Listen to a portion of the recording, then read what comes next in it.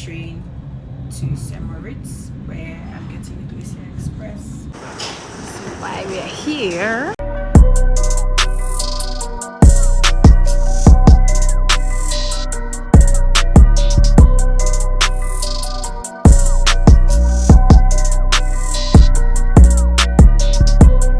this episode is the highlight of my trip to Switzerland. If you watched the last episode, welcome back. Remember we said we're starting from Klostersplatz this time around. If you haven't, please do try and watch all other episodes in this series. There'll be more to come as well, but please watch the ones that I have uploaded for now. Don't forget to like, share and subscribe. Now back to today's video. I had to stay in Klostersplatz because it was the closest place to catch the train to St. Moritz, to catch the Glacier Express, which is the highlight of my trip to Switzerland. The entire trip was built around getting on the Glacier Express, which I booked the 8-hour ride to go from St. Moritz to Zermatt. The Glacier Express is a scenic train that goes through the Swiss Alps and some tunnels. And it's the same reason why I booked the first class ticket, because I booked the first class ticket on the Glacier Express. So it's day 3 of my trip to Switzerland. Well, who's counting? Trust me when I say this morning wasn't even about bad timing. I know I'm terrible with time. Oh, I paid for breakfast at the hotel where I was. And I was too much in a hurry because I had to catch the train to St. Moritz, where I'm getting the Glacier Express. So I had to skip breakfast, came downstairs, got delayed because the receptionist found out that the person who I met last night didn't check me in. Delayed for like a couple minutes. Oh, this is beautiful. Oh, this is beautiful. Oh, look at that. Oh. Pictures never do justice to how beautiful this actually is. Like, it snowed yesterday and life couldn't really be more perfect now, could it? Anyway, back to my gist. And I forgot to get back to my gist. Back to the hotel story. I cannot recommend my hotel because I did not like the hotel. This one in Klostersplatz though. This is the point where I add that if you do not see enough pictures to convince you about a place to stay on a website or whatever, don't book it because that was how I got a place that I ended up not really liking. But yeah, that's another lesson to note for your trip. This is the journey from Klostersplatz to St. Moritz. I got on a train for like an hour to get me there.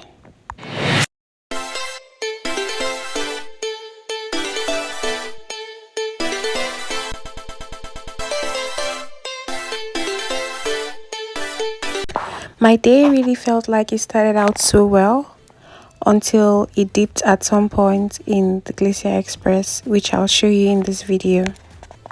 Another tip for your Switzerland trip is get your Swiss travel pass. So if you remember in an earlier video, I mentioned that I got a first class Swiss travel pass. I got the one for 3 days and I got the first class one. Reason being, I made my reservation for the Glacier Express for the first class seats or the first class area. And if I hadn't got a first class Swiss travel pass, I would have to pay full price for the Glacier Express, which would have been almost 300 Swiss francs for the ticket only. But with your Swiss travel pass, you can use the pass on both the Glacier Express and other means of transportation around Switzerland, like other trains, trams, boats, and it also gives you access to some museums in Switzerland. So the maths just made sense to get a Swiss travel pass or a first class Swiss travel pass so that way I could use it on other means of transportation and not have to pay extra for the Glacier Express. Because think about it. Why do I need to pay extra or buy a fresh ticket for the Glacier Express when I can use one ticket for other means of transportation as well as the Glacier Express? Smart choice, innit?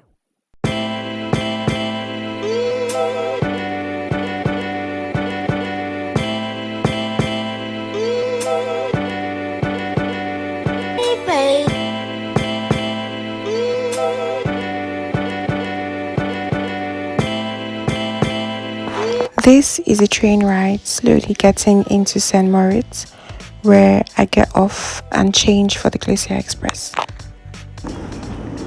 Literally the reason why we're here. I was so excited here, thinking I'm about to have the most magical 8 hours of my life. But come with me. I'm going to show you the first class area of the Glacier Express. This little area here is for baggage if you've got any, which I did, because an 8-hour long train ride will take you to the other end of town, and it's only wise to stay somewhere closer instead of going another 8 or maybe 4 hours long train ride back to where you're coming from.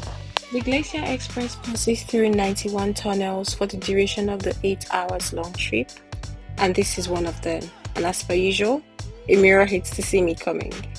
They've got a menu which you can look through to place your orders for your meals, for which you can have either a 2-course meal or a 3-course meal, and you can pay for it on the train. They've got drinks as well.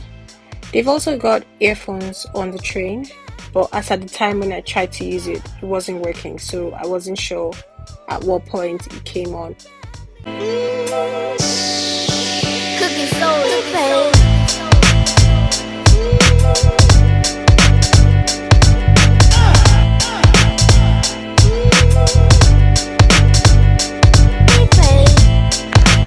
Switzerland is one of those destination ski countries, so we saw a lot of people skiing along the way.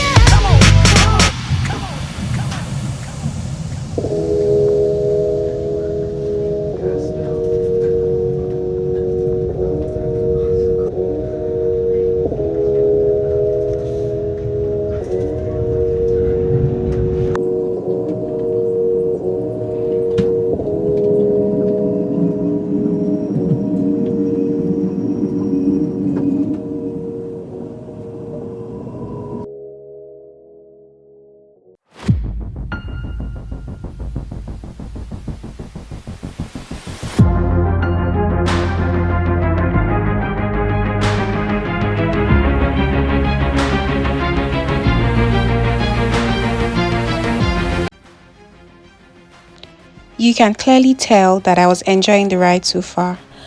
I was taking pictures, making videos, and really just taking in where I was at that point in time.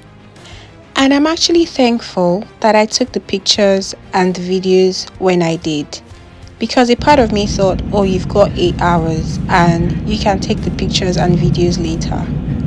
Because this was 3 hours into the ride, and little did I know that the ride was grinding to a halt.